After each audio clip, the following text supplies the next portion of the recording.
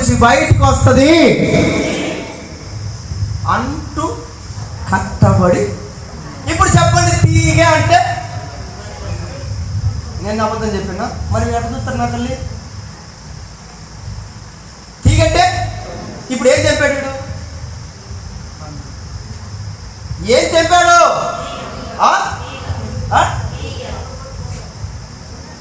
బంధాలు తెంపాడు. బంధాలు తెంపి ఏడేసుకున్నాడు, ఒళ్ళు వేసుకున్నాడు.